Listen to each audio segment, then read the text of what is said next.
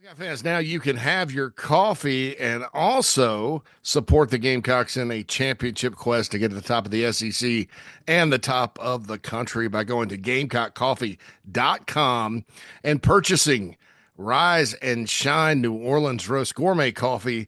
All of your purchases go to benefit Garnet Trust and put NIL dollars in the coffer of the Gamecocks official NIL collective. Check it out today and support the Gamecocks NIL. Good morning, Gamecock fans. Welcome into Coffee. I'm JC Shurburtt. Today is Tuesday, March 11th, the year of our Lord 2025. Certainly happy for all of you to join me this fine Tuesday morning.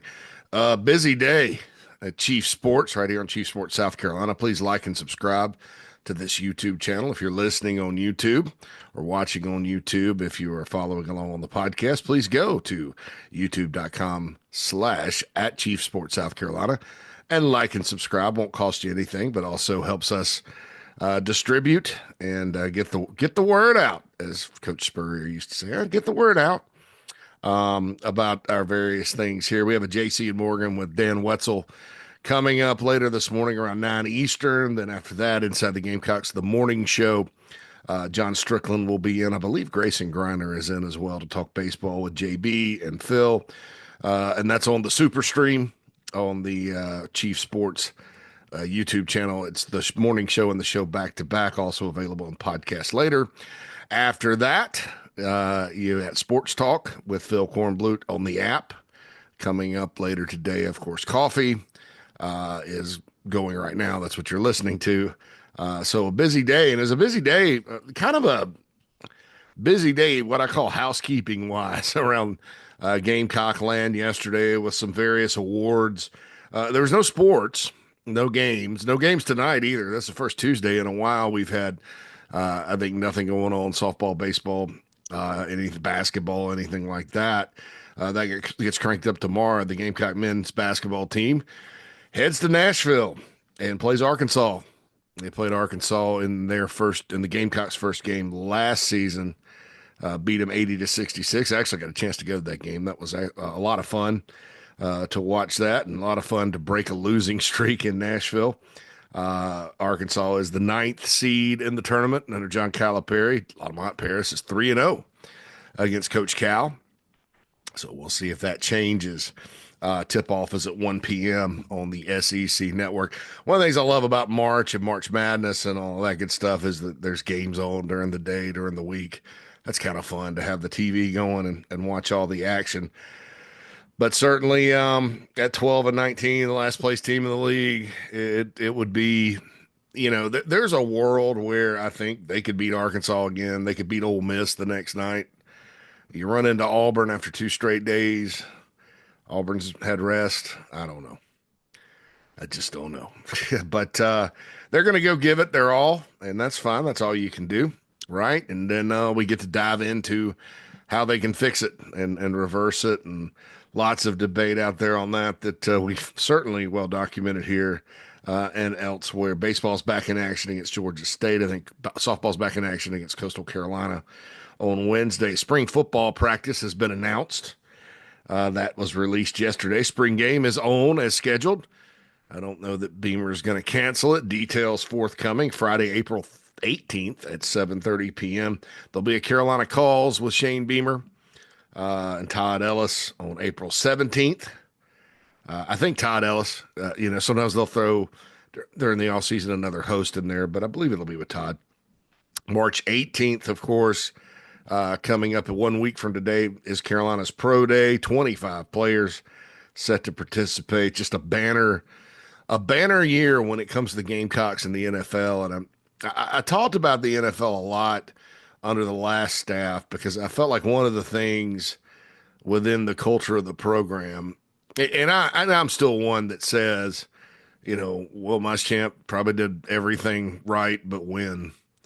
And I think people at Florida would tell you the same thing. That's a debate for the summer or sometime down in the future, because I know there's really, honestly, some folks out there in Gamecock Twitter land that really have a personal problem with Muschamp. Muschamp congratulated Clyde Wren on getting the building named a door named after him in the football building. Perfectly normal, nice, courteous thing. And the things people tweeted back at him, and it embarrassed me to be part of the fan base or part of, whatever. I mean, I guess it's pretty obvious. I am a fan. I do other things with it, but it embarrassed me for the entire fan base. Not I'm embarrassed to be part of it because obviously that's a vocal minority. But come on, I mean, do better. That guy coached football and he didn't win. Those was his big crimes. There are coaches that have walked out the door back in the '90s that went to directly to the hated in-state rival and have directly started working against the Gamecocks. Muschamp obviously wouldn't work for Florida, for Georgia, but wasn't like he was over here bashing the program and things like that. I mean, the guy still has a house in Lexington County. I mean, he's your neighbor, for God's sake. Use some courtesy. But I'm tinkling in the wind there to kind of try to convince anyone that says things like that on X, Twitter, that has that kind of self-importance. Yeah, I'm just, I don't know. Anyway, I didn't think there was anything wrong with a former coach congratulating a former colleague on having a door named after him. But nevertheless, so that's where I kind of stand on the Muschamp thing, and you guys know that, but I do think one thing that kind of went sideways, in talking to people there at the end was, they thought they felt like to recruit, and keep in mind, all of these guys, most all of these coaches came in with big recruiting reps, but most all of them had never been in a place like South Carolina where, and Muschamp even said this, the logo on the jersey sometimes or on the polo is recruiting. And so, you look at what happened. I thought that the NFL itself and the development was overemphasized. And I think what they did and what I was told was, well, they felt like that could give them an in to get access to better players. And they did land some NFL players. 3 of them signed big contracts yesterday, and Javon Kinlaw with the Washington Commanders / Skins, whatever you want to call them. Ernest Jones, great evaluation. They beat Duke on him. South Georgia linebacker signed a big deal. I don't remember the exact number. $33 million. Kinlaw's was $40 million. 30's guaranteed. So Ernest Jones signed with the Seahawks linebacker. And then of course J.C. Horn got a big old contract, $100 million, 75 guaranteed with the Carolina Panthers. And I felt like, so those they did bring NFL guy putting the guys in the NFL. That's what they did. I mean, you can't deny that. But you look now at this staff, and that's not. Although they do hire NFL coaches and talk about that it's more of it's a team kind of focused thing. And I think you look at the numbers of guys going pro, they're obviously higher than they've ever been. And so I think that's interesting because I think that, there's more than one way to do it. At Georgia, they certainly emphasize NFL development and certainly did at Alabama all those years and Michigan and all the places that are really good. But I think you can also naturally, it's more of an organic thing, producing pro players when you get them in, develop them to be a significant part of a team. So Pro Day should be great, just like the Combine and everything else. So that's March 18th, and that's coming up as well. Hats off to Colin Murray Boyles, speaking of men's basketball from earlier, second team All SEC. I'm sure if the team was better, he would be first team All SEC, but there's a lot of great players in the league. Benjamin Bosmans Verdonk. Got to admire this guy. Not the most ideal power forward in this league, but he plays his ass off. Good for rebounds. If he could just finish layups, he'd be a hero probably. But had a little trouble with that, but also went to law school the whole time he was at Carolina for 3 years after transferring in from Illinois. This guy was named for the first time ever in the 20-year history of the award, was named the SEC Scholar Athlete of the Year for men's basketball. First Gamecock ever to get it. So That's a positive for that program for right now, the awards and all that good stuff. So that kind of was released yesterday as well. I may be leaving one of the free agent signings out. Um, didn't I mean there are a lot of them. Oh, former Gamecock AJ Lawson in the NBA. It's one of the few times you'll ever hear me mention the NBA on coffee. For the hometown Toronto Raptors, he put up 32.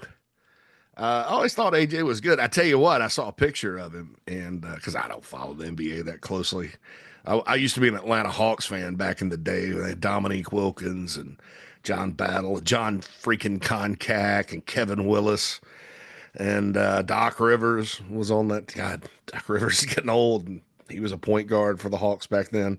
It was the '80s and '90s, and so I was into it then. Not so much now, but it was you look at AJ Lawson, boy, he's filled out physically. Remember how he was kind of skinny, kind of a thinner guy? He's filled out. Played a really good game for the Raptors. Of course, he's from Toronto, so hats off to AJ Lawson from the Frank Martin, the post Final Four Frank Martin era, if you will. Was a 5-star recruit. AJ was. All right, so what we're going to talk about today, we're going to bring this up again because there's new kind of info, more things to consider. We've got spring practice starting in a week. No, I'm sorry, in not in a week. We got spring practice starting on the 14th. So the 11th, and then Wednesday. Oh, it's Friday. Friday, spring practice starts. So it's a good time to start kind of narrowing in on some of these or focusing in on some of these position battles. And everybody's going to talk about the offensive line, right? And after three, and you're going to hear Shane Beamer, you've heard him talk about it, losing 3 starters on the offensive line, on the interior. The entire interior is gone. After last season, Vershawn Lee's gone. Torricelli Simpkins is gone and will likely get drafted. Vershawn has an outside shot at it too. And then Kamar Bell is gone. Kamar started every game last year after coming over from Florida Atlantic. He originally was with Auburn. And so they got to replace those guys. Now that's the bad news. The good news is you've got a lot of options on the interior. And we're going to kind of break those down because it's kind of like running back for me. It's like, I don't really have a favorite. Like I'm not sitting there like standing on the table going, this guy should start. I've done that before. There were frankly some moves I thought should have been made on the offensive line last year that weren't. And you just go all the way back, and sometimes I'm right about it, sometimes I'm wrong. That's kind of the nature of things. But there are definitely some, some there were definitely some opinions I had. Now it's just like running back. I'm like, well, I like Jawarn Howell. I think he's a big time player. I think if I gun to my head, I think he or Faison would be the starter. But I can't rule out Matthew Fuller. I can't rule out Oscar Attaway in his 7th year, in the 2nd year at this level, making a big jump. He's been very productive his whole career, and he's obviously older. That's at running back. So my bottom line on that is I don't care who wins the job or gets the carries, just be productive. And because running back goes hand in hand with offensive line, I don't care who starts, just be better than last year. How about that? The last few years. And look, 2023, I excuse that because I don't know what kind of magical coaching when all your players are hurt and or young. I don't know what kind of magical coaching job could have been done.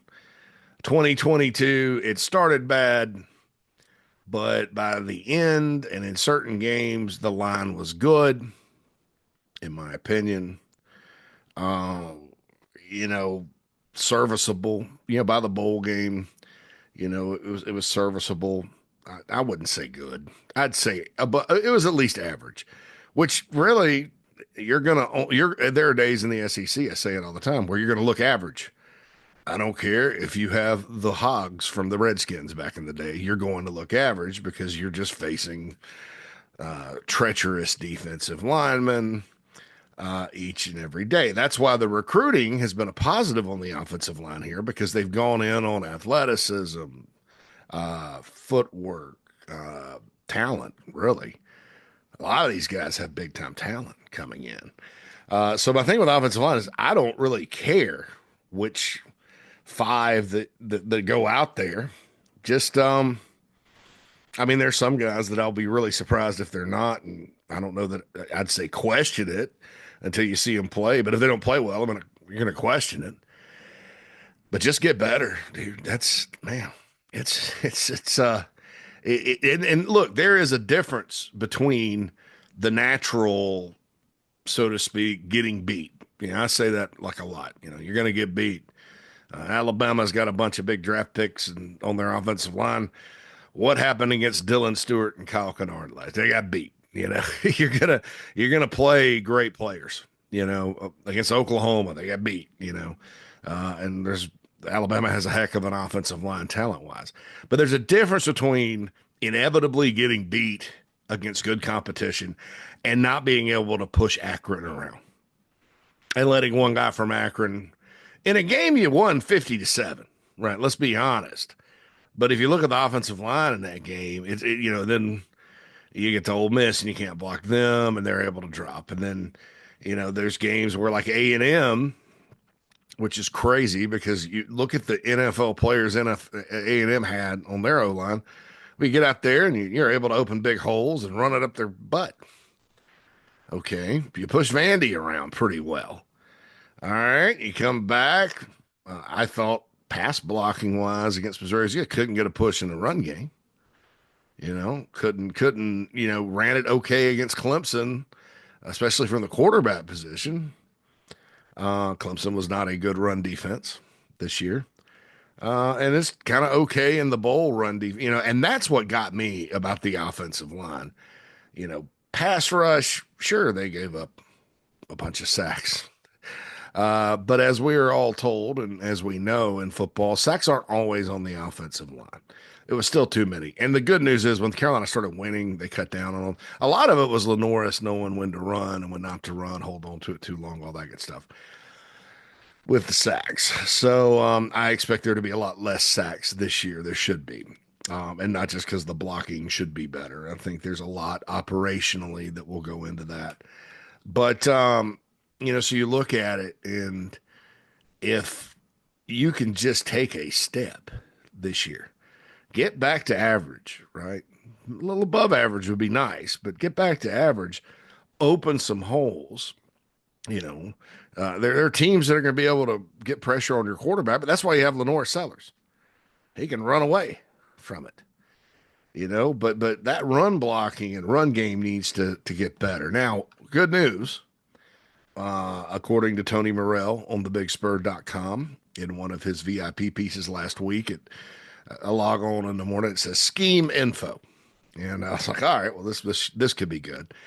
And Tony reports, and I can confirm it, that with Shula, the run game is going to change. There's going to be less of kind of what Dowell Loggins had with the triple option zone read stuff, which honestly, folks, if you're all kind of, you look at it and you're like, zone read, triple option, Lenore Sellers, Rocket Sanders, my God, who can stop that? But you also forget in that offense, the line, there's different, I don't know, the blocking scheme, so to speak. It's a little tougher for the linemen to do. And I think too, man, just give up on this, not give up. You never want to give up. I'm sorry for saying that. Just simplify the blocking scheme. These guys, it's been this way for years. No matter how talented they are, you can't have you can run an NFL style offense. I think an NFL style blocking scheme or anything that's complicated in a lot of ways, unless you just master it or unless you're dedicated and sold out to it, like Rich Rodriguez. If you ran that offense and you repped it every single, but if you're trying to do like that is kind of part of your package in a quote unquote pro scout style scheme. He's not used to it. Your linemen aren't used to the different rules and the different assignments on each play and all that. I think Carolina's offensive line through the years has been at its best when you have a big old guard pulling and you put what, to quote Will Muschamp again, a hat on a hat and go. And taking some of the read plays and option plays out of that, uh, which is what Dowell wanted to do, Dowell Loggins. I think smart, get it more toward, and what Tony reported was Shula's going to run more quarterback, design quarterback runs. I like that. More, you saw in the bowl, they did a lot of two back, with Maurice Brown at fullback, that kind of thing. And I like that. Now, if you're going to kind of go back to just, you want to be careful about your offensive line tipping the play, but they can figure all that out. So I thought that was a good idea. I can't guarantee that they're going to go out and blow Virginia Tech off the ball, but you have a bunch of 315, 20 pounders, a bunch of big, strong, physical guys up there that aren't soft. I mean, and honestly, and this gets me kind of into the subject. If they are soft, there's players behind them. Get them off the field. And so that's a question. And here's the thing: even though you're going to hear about three spots open, blah blah blah, I really, when I look at it, unless they do something that is unexpected, I really think there's probably just one spot.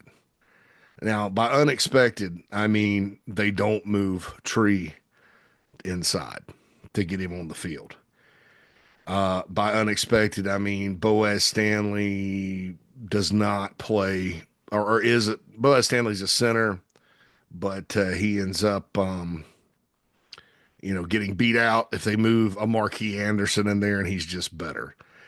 But I'm pretty comfortable going left tackle Josiah Thompson, left guard Tree Bob Lade, center Boaz Stanley, right guard up in the air. That's Torricelli Simpkins' spot, and then right tackle Case and Henry. For those of you that think they should bench Cason or move Tree over there, I just don't see that happening. If they do, great. You guys will get your wish. But they really like Case and Henry. He, it was his first year starting last year. He's finally healthy. I think he does do some good things. He's another big physical guy. So you have to sometimes think, because it's not just man to man, like mano a mano all the time on the line. A lot of the breakdowns were assignment based.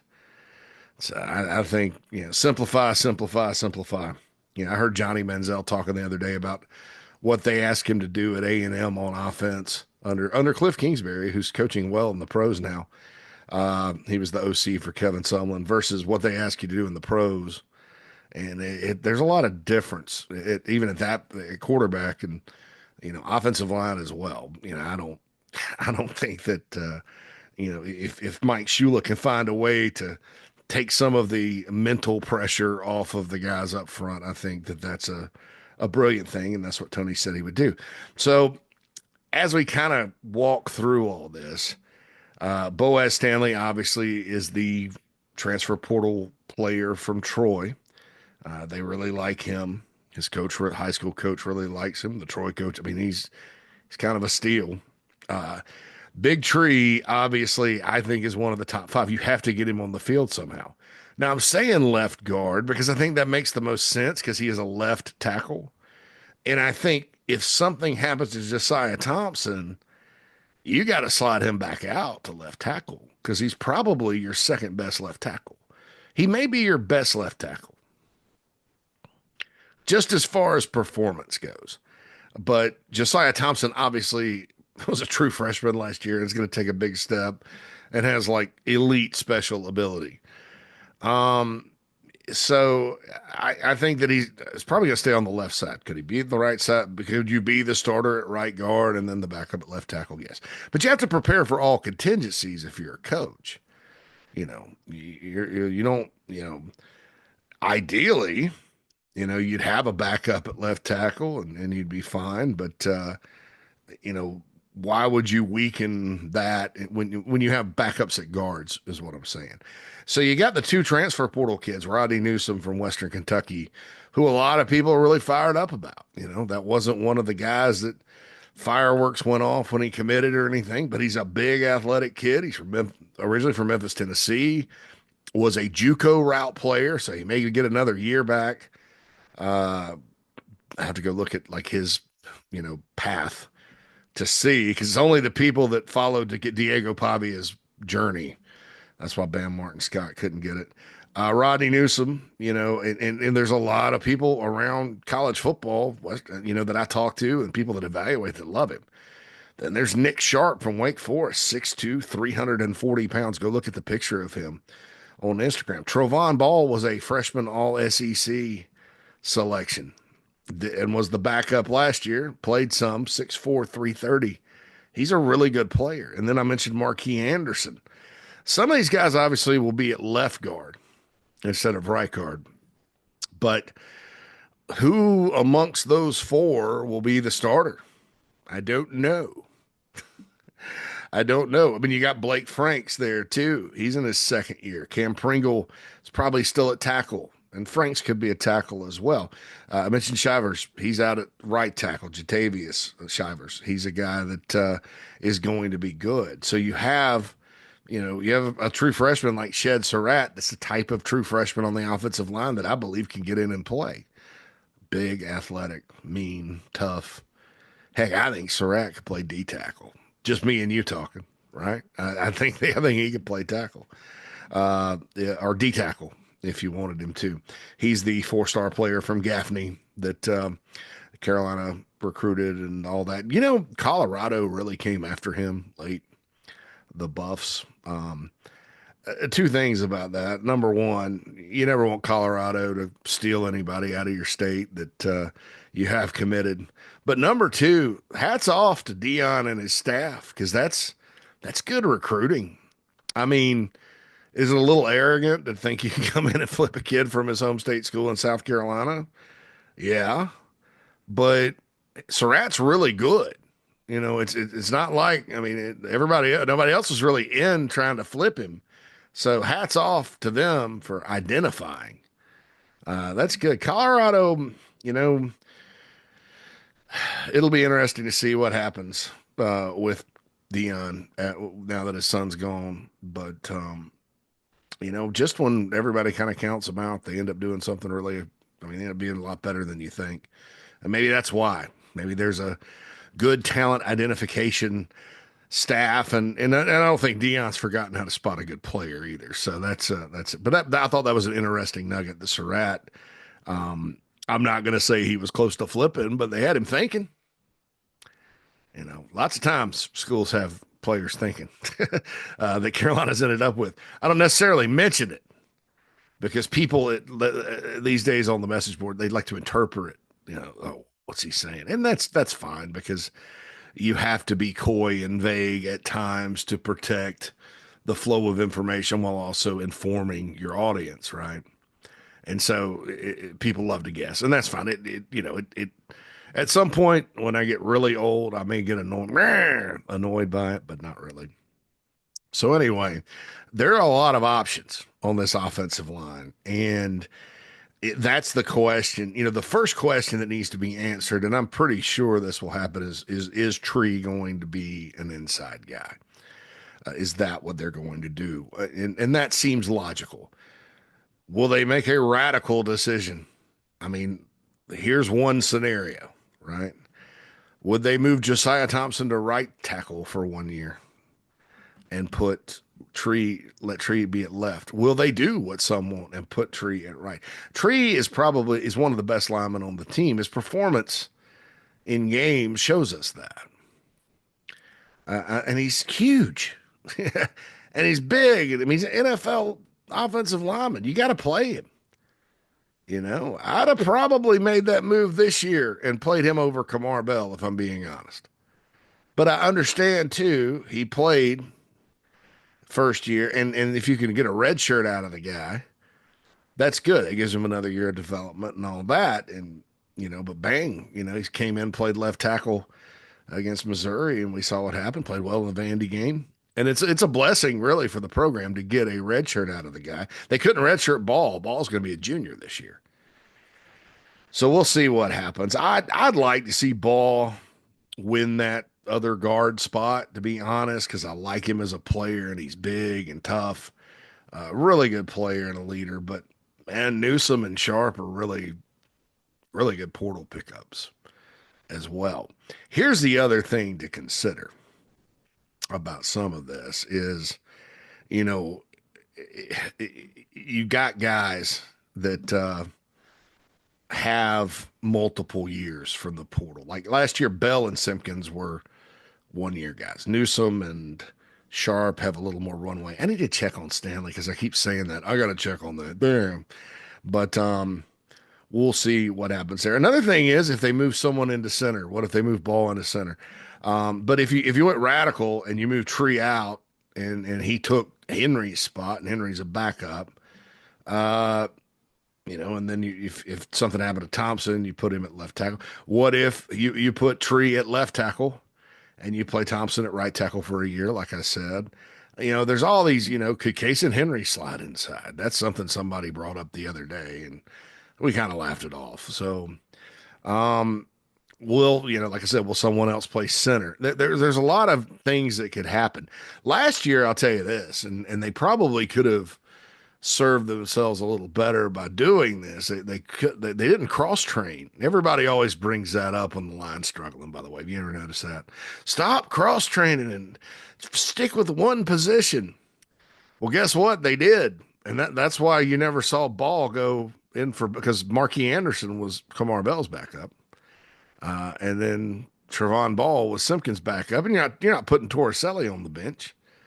So, this year I think they have to because you have to prepare, like I said, for contingencies. And if one of the tackles gets hurt, I would even have Tree as my backup at right tackle, depending on how Jatavius Shivers is looking. If Shivers is ready to go, then obviously you don't have to do that. So there's how the offensive line sets out. When we previously talked about it, I think I talked about it in terms of I thought 3 spots were pretty. I'm gonna go with 4 now because I just don't see how Babalade Tree is not going to be somewhere in the lineup. So I think there's probably 4 spots settled. And maybe I'm going out on a limb and assuming on Stanley. I'm basing that on what I've heard, but and everybody's got to still go win the job. Ryan Brubaker was the backup at center last year. He's a 4th-year guy. If he goes and has an outstanding spring practice, you remember he was a pretty highly touted recruit and comes into his own. Ryan Brubaker will be the center. They let him compete, and I have no doubt. Even though I would have replaced, I thought left guard was an issue at times last year, and I thought they could be better. I'm not at practice, and I have no doubt in my mind that Kamar Bell was better at practice than any of them. No doubt.